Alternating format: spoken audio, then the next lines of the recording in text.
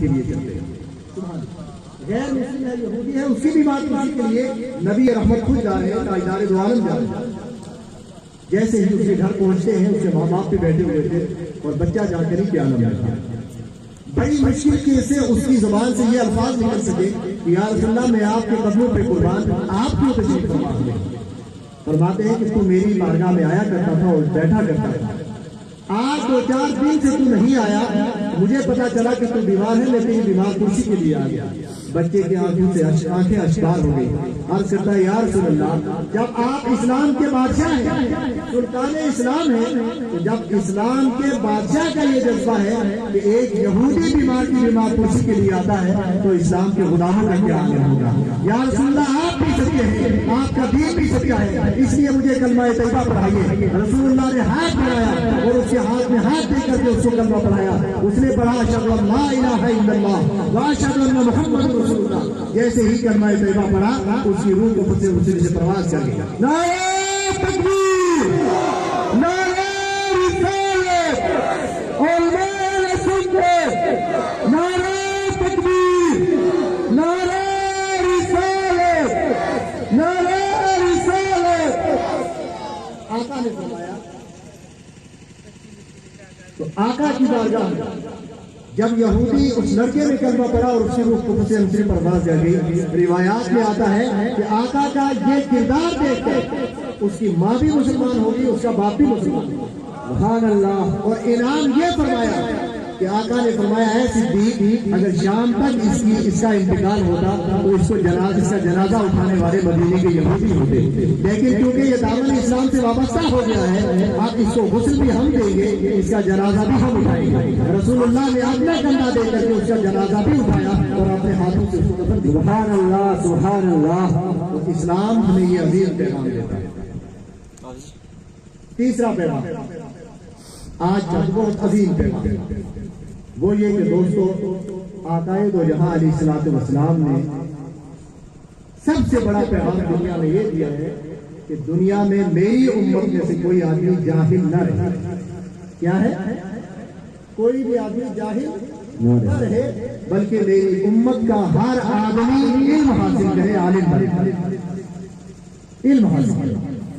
آقائے دو جہاں علیہ الصلوۃ والسلام جب دنیا میں تشریف فرما گئے سب سے پہلا پیغام نہیں کا یہ تھا اقرا پڑھی. آقا تشریف فرما ہوئے تو مکہ میں 70 آدمی پڑھنا لکھنا ہے. کتنے آدمی؟ 70. جب اعلان نبوت فرمایا 40 سال کے لیے اعلان نبوت فرمایا تو 70 افراد مکہ میں پڑھے اور 23 سال کے بعد جب دنیا سے تشریف لے گئے تو 1,24,000 صحابہ کرام کو قلم اور کاغذ. سبحان اللہ سبحان اللہ. تو جو لوگ میلاد النبی کا جلسہ مناتے ہیں لیکن رسول اللہ کا دین نہیں سیکھتے وہ گویا کہ میلاد رسول کے خلاف نہ. میلاد رسول کا یہ پیغام ہے کہ آپ اپنے بچوں کو پڑھائیے. سب سے پہلے دین کی تعلیم دیجیے اور اس کے بعد دنیا کی ہر تعلیم اپنے بچوں کو. آپ کا بچہ معاشرے کا سب سے بڑا عالم دین بھی ہونا چاہیے اور سب سے بڑا آفیسر بھی دنیا کا. اسلام کسی بھی تعلیم کو منع نہیں کرتا. آپ تعلیم دیں پہلے بچے کو اپنے معاشرے میں دین کی ضروری تعلیم. آقا فرماتے ہیں کہ طلب العلم فریضۃ علی کل مسلم. ہر مسلمان پر علم دین بنیادی تعلیم سیکھنا فرض ہے. یہ فرض ادا کیجیے اس کے بعد دوسری تعلیم دیجیے. آپ دیکھیے غزوہ بدر کے میدان میں ادھر سے کفار مکہ تھے ادھر سے رسول اللہ 313 صحابہ تو 70 کفار کو مار گرایا اور 70 قید ہوئے. اب آپ اندازہ لگائیں کہ وہ لوگ جنہوں نے آج سے 3 سال پہلے 2.5 سال پہلے رسول اللہ کو مکہ چھوڑنے پر مجبور کیا. رسول اللہ اشبار آنکھوں کے ساتھ مدینہ ہجرت کر رہے ہیں. کبھی آپ سجدہ کرتے ہیں تو آپ کے پیٹھ پر آ کر اونٹ کی اوجڑی ڈال دیتے ہیں. کبھی آپ عثمان ابن طلحہ سے مطالبہ کرتے ہیں کہ عثمان ابن طلحہ کعبے کی چابی دو میں کعبہ کا طواف کرنا چاہتا ہوں کعبہ کے اندر سجدہ. اب وہ رسول کہ کعبہ کی دیواروں کے نیچے جس کی آمد کی دعائیں کی گئی وہ رسول جس کے لیے کعبہ تعمیر کیا گیا وہ رسول جس کے ساتھ کعبہ کی تمام عظمتیں وابستہ وہ رسول جس کی خاطر کعبہ بنا. وہ رسول آج کعبہ کو چھوڑ کے جا رہا ہے. کیوں؟ قوم نے مجبور کیا. آپ جا رہے ہیں شام کے وقت عثمان ابن طلحہ سے کہتے ہیں عثمان ابن طلحہ چابی دو، میں اللہ کا سجدہ کرتا ہوں.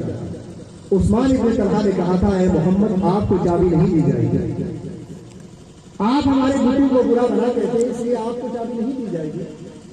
قریش کو چابی دی جا سکتی ہے، سرداران قریش کو چابی دی جا سکتی ہے، آپ کو چابی نہیں دی جائے گی. آپ مسکرائے، اختیار کی بات کیا نہیں، آپ مسکرائے اور ارشاد فرمایا اے عثمان ابن طلحہ تم کیا سمجھتے ہیں چابی میرے اختیار میں ہے، میرے قبضہ میں ہے. کل یہ چابی میرے ہاتھ میں ہوگی، میں تمہیں دوں گا، پھر تم سے کوئی نہ لے سکے گا. سبحان اللہ. آج اب اس واقعے کو میں پورا کر لیتا ہوں، پھر بدر کی بات کرتا ہوں. 8 سال کے بعد مکہ فتح ہوا.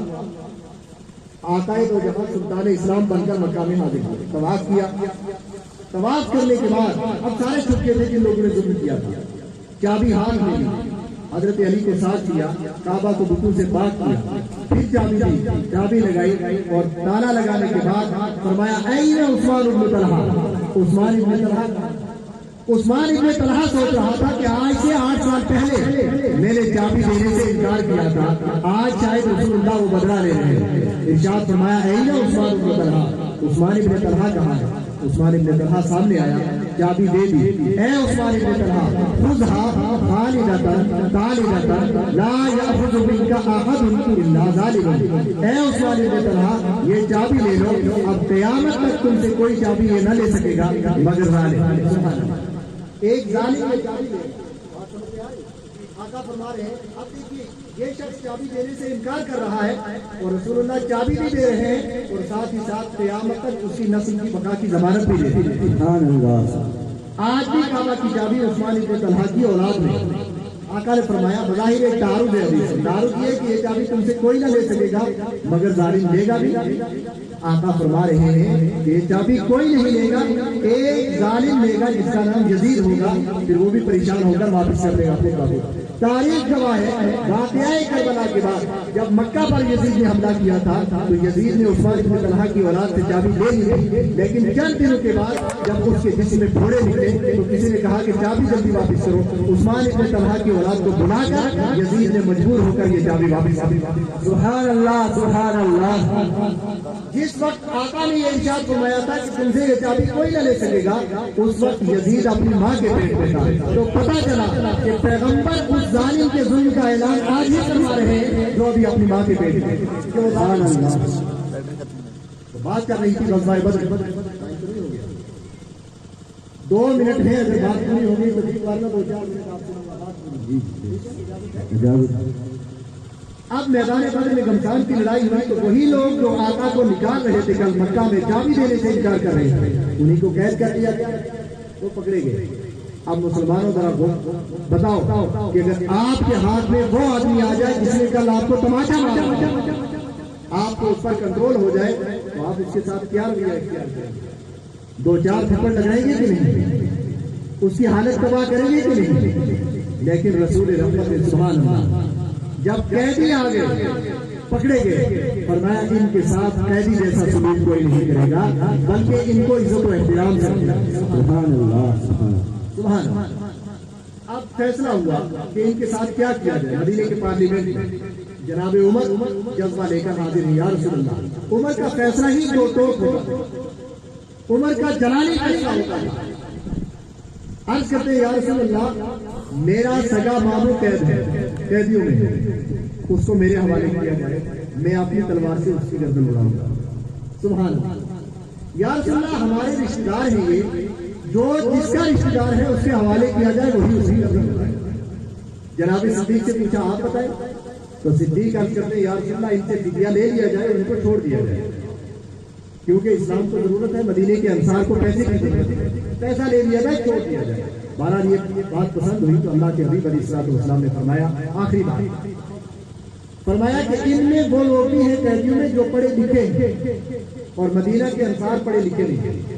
مدینے کے انصار پڑھے لکھے نہیں تھے، جذبہ تھا، عشق رسول تھا لیکن تعلیم نہیں.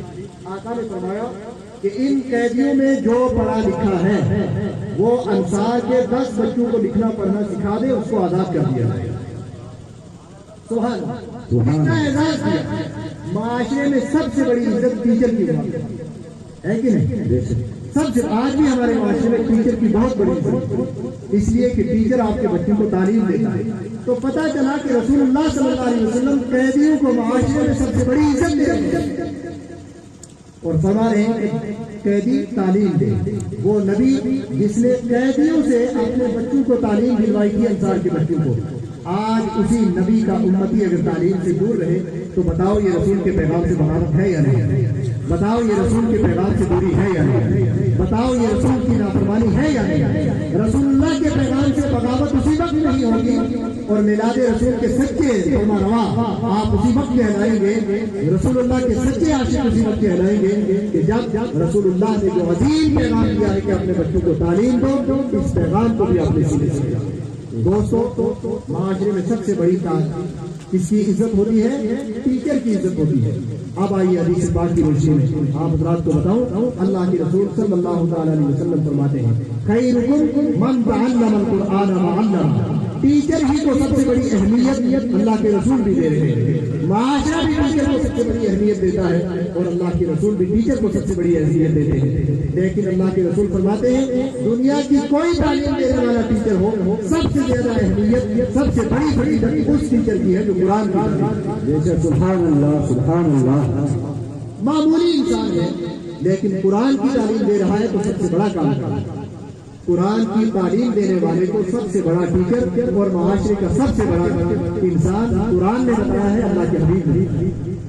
آج ہمارے اسٹیج پر آپ کے علاقے میں حفاظ کے وہ حافظ جو اپنے سینوں میں قرآن بسائے ہوئے، لیکن معاشرہ حفاظ کرام کو ان نظروں سے نہیں دیکھتا جن نظروں سے حفاظ کرام کو دیکھنا ہے۔ ٹھیک ہے نا؟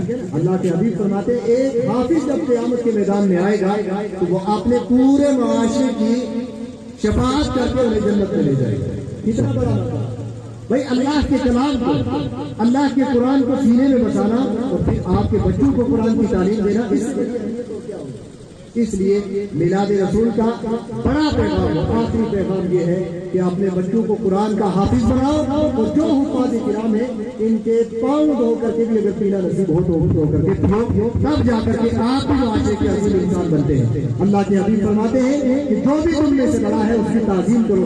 خدا کی قسم اگر آپ کے معاشرے میں قاری قرآن ہے، عالم قرآن ہے اور حافظ قرآن ہے، ان سے بڑا تمہارے معاشرے میں کوئی نہیں، اس لیے کہ قرآن کا عالم، قرآن کا قاری اور قرآن کا حافظ دنیا کا سب سے بڑا انسان ہوتا ہے، اس لیے اس کی تعظیم اور اس کا احترام کرنا تمہارا معاشرتی اور تمہارا مٹی فرض ہے۔ خدا بندے کو اس کی بارگاہ میں دعا ہے، زندہ آباد۔ اللہ تعالیٰ کی بارگاہ میں دعا ہے کہ رب ذوالجلال ہمیں معاشرے کا ایک بہترین فرد بننے کی توفیق عطا فرمائے اور میلاد رسول منانے کی اور ساتھ ہی ساتھ میلاد رسول کے جتنے بھی مطالبات اور جتنے اس کے تقاضے ہیں ان تقاضوں کو پورا کرنے کی خدا بندے قدوس ہمیں توفیق عطا فرمائے۔ وآخر دعوانا الحمدللہ رب العالمین۔ السلام علیکم۔ سبحان اللہ۔